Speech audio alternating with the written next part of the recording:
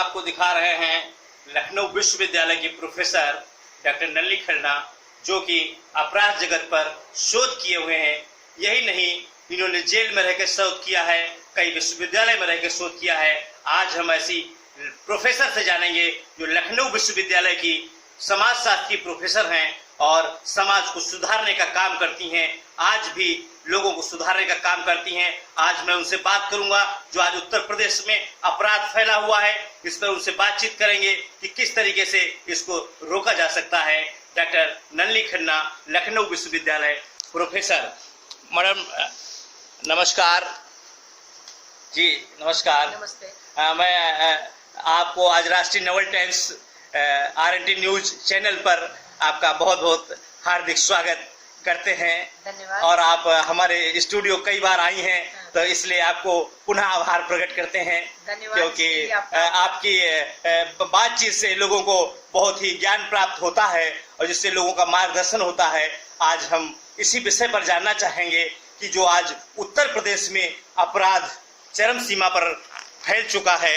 आप देख रही हैं कि हाथरस जैसे जगह पर एक बेटी के साथ किस तरीके से अन्याय हुआ और उसके साथ उसको रात्रि में ही उसकी शव को दफना दिया गया, जिसको हाई कोर्ट ने संज्ञान लिया। और आप इसको बताएं कि किस तरीके से इन्होंने ऐसा किया। देखिए, हमने अपराध पर शोध करा हुआ है और बहुत ही दुखद और अफसोसजनक होता है कि हमारे यहाँ 50% अपराधियों को किसी तरह की सजा नहीं मिल पाती है, चाहे वो बलात्कार का हो, चाहे हत्या का हो, चाहे कोई मुकदमा हो। देखिए, उसने आत्महत्या कर ली सुशांत ने और रिया जेल से जमानत पे छूट गई। तो इस तरह से जितने बड़े बड़े अपराधी, सफेद पोश अपराधी जो मासूम बच्चियों के साथ बलात्कार करते हैं, वो सब जमानत पर छूट जाते हैं।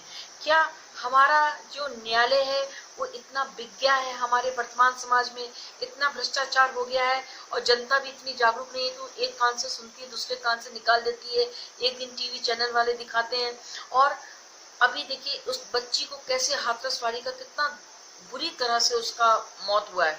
तो क्या हमारी पुलिस जो होती है लीपापोती कर देती है और उसके बाद कितना दुख होता है कि सिर्फ कानून पर कानून बनते हैं। रोज हमारे केंद्र सरकार और राज्य सरकार रोज कानून बनते हैं और उन कानूनों पर रोज संशोधन होता है कि आज बलात्कार पर ये संशोधन हो गया, आज हत्या पर ये हो गया, देशद्रोह पर ये हो गया, महिलाओं पर अत्याचार पर ये संशोधन हो गया।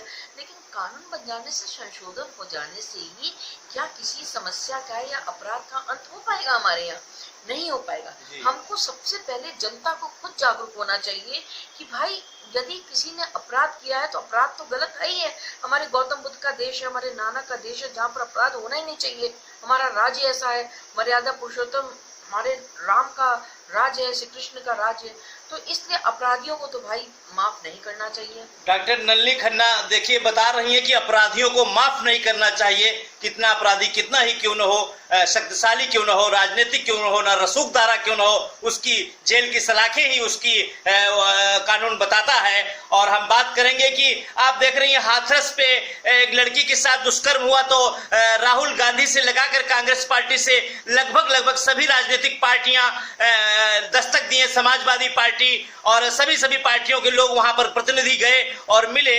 और क्या यही घटना एक बलरामपुर में एक लड़की के साथ हुई, वो भी दलित लड़की से के साथ हुआ ऐसा, और वहां ये लोग क्यों नहीं गए? मैडम मैं ये जानना चाहता हूं, क्योंकि ये यहाँ पर जो कि सवर्ण जात के लोग थे और जो दुष्कर्म करने वाले थे और वहां मुस्लिम जात के लोग थे, तो राजनीतिक पार्टियां हमारे यहाँ क्यों भेदभाव ऐसा करती हैं और क्या इसमें सुधार करना चाहिए? हम देख रहे हैं आप लोग RNT न्यूज चैनल पर डॉक्टर नलिनी खन्ना को, जो लखनऊ विश्वविद्यालय की प्रोफेसर हैं, आपको बता रही हैं, जिन्होंने अपराध जगत पर शोध किया है। डॉक्टर नलिनी खन्ना, देखिए, हम एक समाजशास्त्री और हमारे समाजशास्त्री होने के नाते जो है वो उत्तर प्रदेश की राजनीति में कभी भी हम लोग जाति और धर्म के मुद्दे पर ही राजनीति करते हैं। क्या दलित की बेटी बेटी नहीं होती है? क्या उसके साथ बलात्कार हुआ है तो क्या उसके माँ बाप के आंसू नहीं है? क्या सवर्ण जाति के ही बच्ची होती है? लेकिन हमारा देश में, हमारे राज्य में हम लोग सवर्ण और दलित में आज भी भेदभाव करते। बड़े नेता क्यों नहीं किसी गरीब को या किसी दलित के साथ कोई यदि कोई अपराध होता है, चाहे दहेज का हो चाहे बलात्कार का हो, उसको क्यों नहीं प्राथमिकता देते, उसको क्यों नहीं सहयोग करते हैं? खाली सवर्ण जाति को, ये जमींदार का बेटे के साथ हुआ है या कोई ऊंची जाति के साथ, या उसी को करेंगे। हमारा देश में जितनी भी राजनीति होती है, उत्तर प्रदेश में जितनी राजनीति हो रही है, वो हमारे धर्म और जाति के हिसाब पर हो रही है, जो कि हमारे राष्ट्रवाद के एक बहुत बड़ा खतरा है। क्योंकि हमारे राष्ट्र में हम लोग को, सभी लोग को बराबर का हमारा संविधान अधिकार देता है। तो इसलिए इस तरह की राजनीति न करके सब बेटियों को और सारे लोगों को बराबर का ही अधिकार देना चाहिए। आप देख रही हैं कि बिहार प्रदेश में इस समय चुनाव हो रहा है और माननीय श्री रामविलास पासवान जी का जो दलित नेता, बहुत बड़े नेता वहां के थे और उनका निधन हो गया है अभी अभी प्राप्त सूचना के अनुसार। और अभी अब कई नेताओं का इन बीचों निधन हुआ। अभी अमर सिंह भी एक बहुत बड़े नेता हुआ करते थे, राज्यसभा सांसद भी रहे, और ऐसे कई भी नेता अभिनेताओं का निधन हुआ। क्या आप इन पर कुछ कहना चाहेंगी? देखिए, वो सभी नेता और अन्य अभिनेता भी जिनका इधर कोरोना काल में निधन हो गया, अभी हमारी बहुत से मंत्रियों का कोरोना की वजह से ही निधन हो गया। अमर सिंह का निधन हो गया, रामविलास पासवान का। इस तरह हमारे देश के, राज्य के, अलग अलग राज्यों के बड़े बड़े नेताओं का निधन हो गया, जिनके लिए हम उनको पूरी तरह से श्रद्धांजलि देते हैं कि उनकी आत्मा को शांति मिले और उनके जो मार्गदर्शन है, उनके जो गुण हैं और उनके जो ज्ञान है, उनको भी हमारी भावी पीढ़ी जो है वो समझे, सोचे और उनके पद चिन्हों पर चले।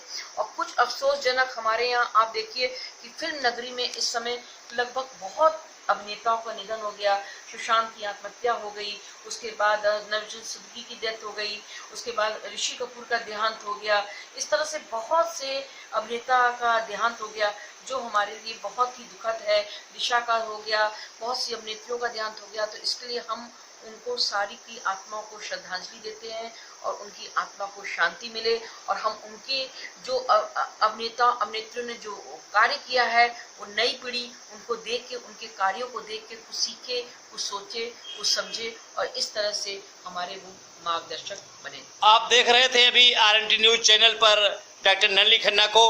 अभी अभी आपने देखा किस तरीके से उन्होंने बताया, हर चीज को उन्होंने एक एक शब्द का उन्होंने मार्गदर्शन किया है। लोग सीख सकते हैं इनसे। और ये समाजशास्त्र की प्रोफेसर हैं लखनऊ विश्वविद्यालय की, और आज कई बातों का इन्होंने बहुत ही सटीक जवाब दिया है समाज को।